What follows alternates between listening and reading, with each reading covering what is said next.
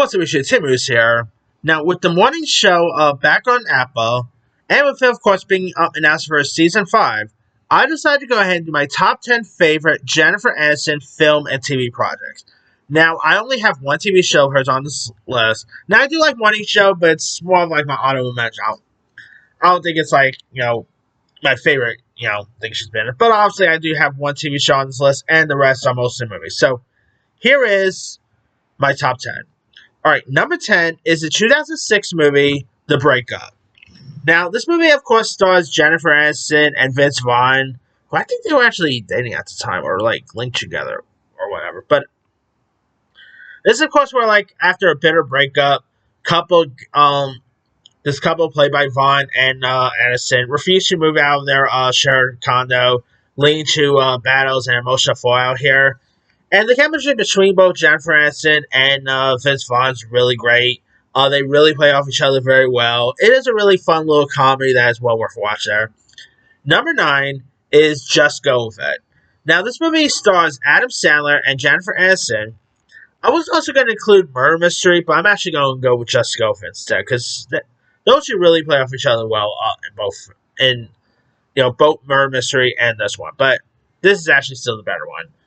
In Just Go With It, plastic surgeon Danny McAbee, played by Adam Sandler, pretends to be married to avoid commitment, but enlists his assistant, played by Jennifer Aniston, to pose as his ex-wife to win over a new love, played by Brooklyn Decker. And of course, they do go on a Hawaiian vacation that leads to chaotic and romance here. And Just Go With It definitely is really charming. The chemistry between Adam Sandler and Jennifer Aniston is great. Nick Swartzen's hilarious in this. Directed by Dennis Dugan, who, of course, worked with Sandler tons of times.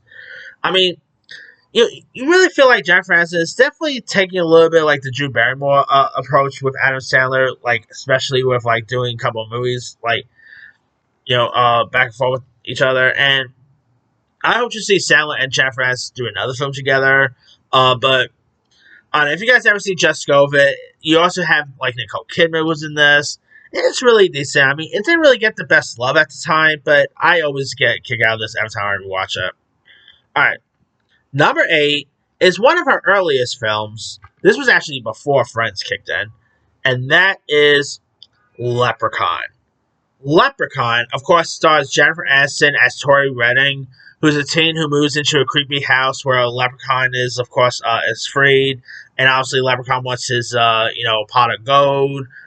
Warwick Davis is so good as a leprechaun. I mean, he really, I love the makeup stuff. He is so creepy here. And Jennifer Aniston, one of her earliest roles, obviously, she was pretty good here. I always get a kick out of the Leprechaun movie every time I rewatch it. I always rewatch it around every St. Patty's Day. That's sort of my little tradition there.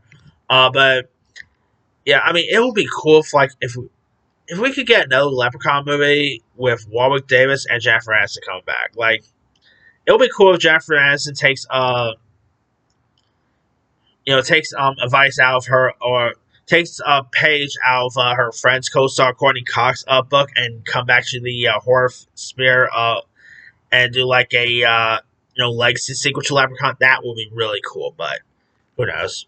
I mean, Jennifer Aniston had one admit that this is one of her most embarrassing films she's ever done. So I don't really see Aniston ever, or even Warwick Davis ever coming back, but who knows?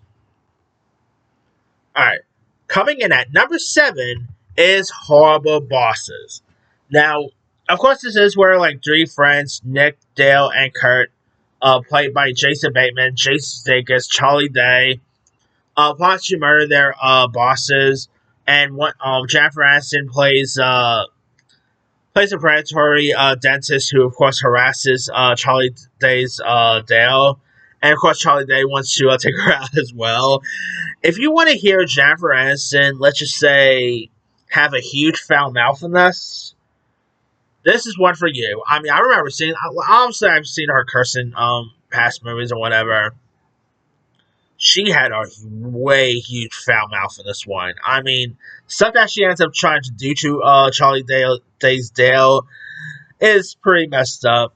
I mean, just like Jason Sudeikis' character said, your boss is not half bad. But Aniston is great. Of course, the other bosses was played by Colin Farrell, Kevin Spacey, and all. But yeah, Horror Boss is a hilarious one, and Aniston really does well with these with raunchy comedies here. All right, number 6 is Molly and Me. Now, this movie, of course, stars Jennifer Aniston and Owen Wilson as newlyweds, John and Jenny, who adopts Molly, who of course is a Labrador, who disrupts their lives with chaos and love, and obviously it gets very touching towards the end.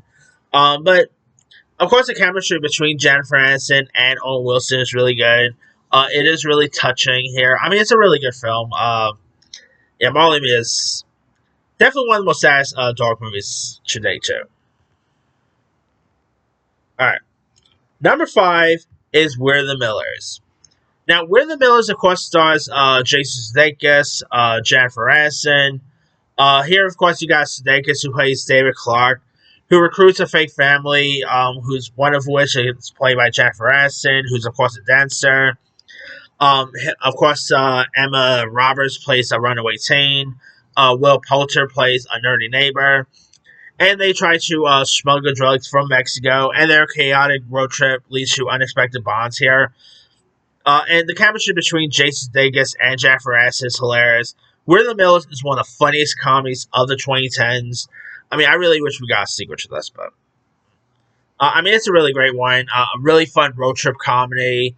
It is well worth watching there. All right. Coming in at number 4 is The Iron Giant.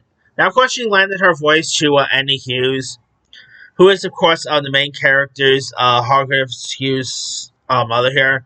She is a hardworking diner waitress, and The Iron Giant is so great. I mean, I always keep forgetting the voice is Jennifer Aniston sometimes, but it is a really great one. You know, directed by Brad Bird.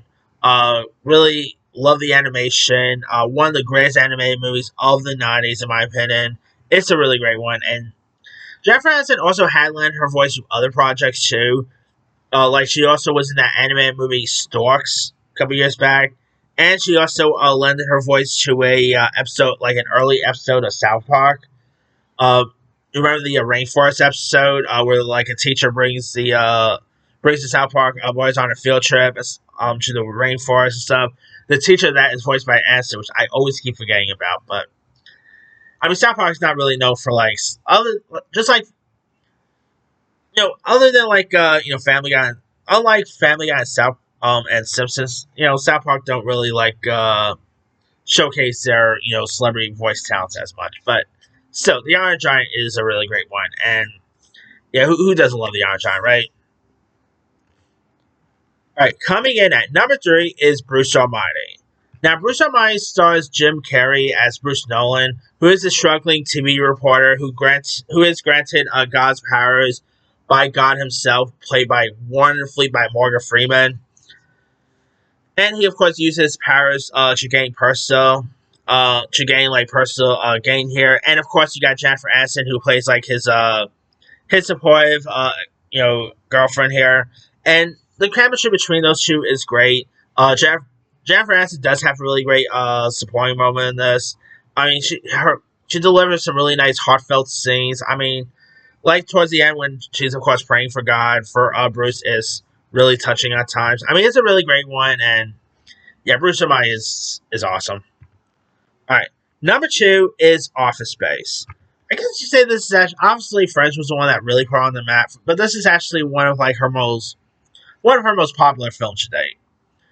Here you got Jennifer Aniston, who plays Joanna, who's a waitress at a restaurant, frustrated by her boss and the obsessed workplace, and she's sarcastic, witted, reliable here, and of course you do got like Ron Livingston, Gary Cole. I mean, this movie is really hilarious.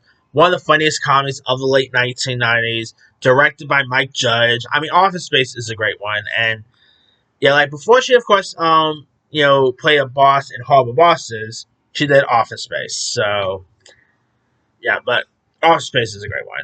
All right, and my number 1 favorite project of hers is obviously the only TV credit on this list, and it's probably the one that really made her name for herself.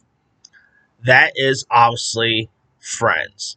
I'm not really like the world's biggest Friends guy. I mean, I do like Friends, and Friends is a really hilarious sitcom. It ran from 1994 to 2004, following six close knit friends: Rachel, Ross, Monica, Chandler, Joey, Phoebe, navigating life, love, careers in New York City. And they actually do have a coffee shop, like the Central Park coffee shop in Friends. They actually do have an actual coffee shop, Central Park coffee shop, pop up in Times Square. Which, if you're in Times Square, there's that. But yeah, Friends is just one of the most iconic comedies of the '90s.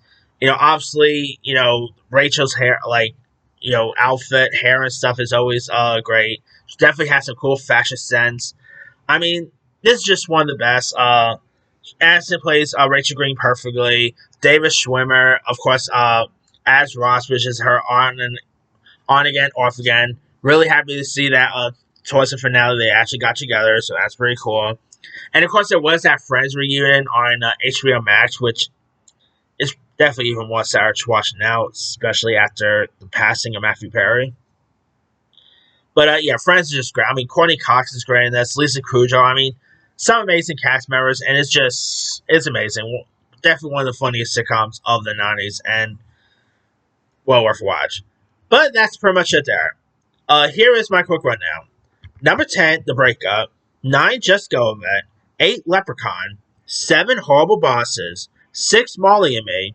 5, We're the Millers. 4, The Iron Giant. 3, Bruce Almighty. 2, Office Space. And number 1 is Friends. Now, on the TV front, there's a few others I could have included. Oh, let's see. She was actually on the Ferris Bueller TV show, which I wonder how many people even know exists. She hosted SNL 4 times, and I totally forgot she hosted SNL a couple times. Cougar Town she appeared on. The Friends reunion, which was excellent. Of course, she was in the Different Strokes, Facts of Life, live in front of studio audience one, which was great, by the way. The Murder Mystery movies. This little Netflix movie she did called Dumpling, which was pretty good too. Office Christmas Party, The Yellowbirds. I wasn't really into this little movie she did called Cake, but she was actually solid in it. Like, if I was to have done my top 10 favorite Jennifer Aniston performances, Cake will probably be in that list, but I wasn't really a fan of the movie itself. Wanderlust was great. Life of Crime.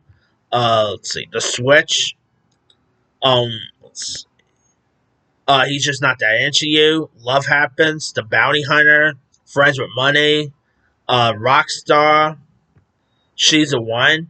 I forgot she had an uncredited role in Macamee. Who remembers Macamee? Come on. Obviously, our first major film gig was Leprechaun, but still. Anyway, let me let you guys. What are some of your favorite Jennifer Aniston film and TV projects? And obviously, the other TV show is The Morning Show, which also is great. But drop comments below. Don't forget to like, subscribe, hit that bell for notification. This is Simon Steiner.